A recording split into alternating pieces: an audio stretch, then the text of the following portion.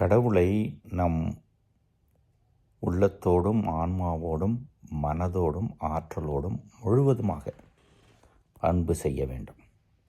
அந்த அன்பு பிறர் அன்பிலே பொங்கி வழியும்.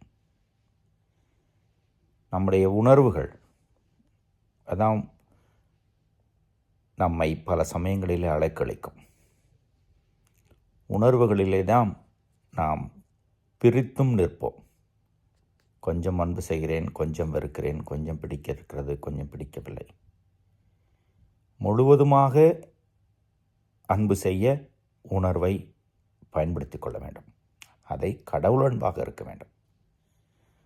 ஆன்மா வளர்வு.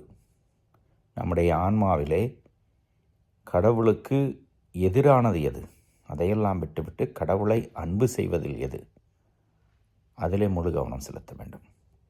நம்முடைய மனது அல்லது அறிவு அதை பயன்படுத்தி கொண்டு முழுவதும் கடவுளுடைய விருப்பத்தை நிறைவேற்ற அன்பு செய்த பயன்படுத்த வேண்டும்.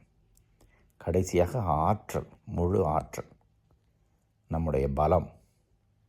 அப்படி என்றால் 24 மணி நேரம் கடவுளுடைய விருப்பத்தை நிறைவேற்றுவதில் இருந்தால் அங்கே அந்த அன்பு பலம் பெற்று கடவுளுடைய அன்பு நம்மளை பொங்கி வழிகிற பொழுது அது பிறர் அன்பாக மாறும், பிறர் நலனாக மாறும். அங்கே மன்னிக்க முடியும், விட்டு கொடுக்க முடியும், உணர்வுகளினால் அழைக்கப்படாது புரிந்து கொள்ள முடியும். பிறர் நலனிலே அக்கறை கண்டு பிறரும் வாழ வேண்டும், பிறரும் கடவுளோடு இருக்க வேண்டும் என்று விரும்புவோம். 10 கட்டளைகள் 2 கட்டளைகள் அடங்கும். இந்த 2 கட்டளையும் இதை தான். கடவுள் அன்பு, மனித அன்பு. கடவுள் நமக்கு கொடுத்திருக்கிற ஒரே வாழ்வு, அது சிறந்த வாய்ப்பு.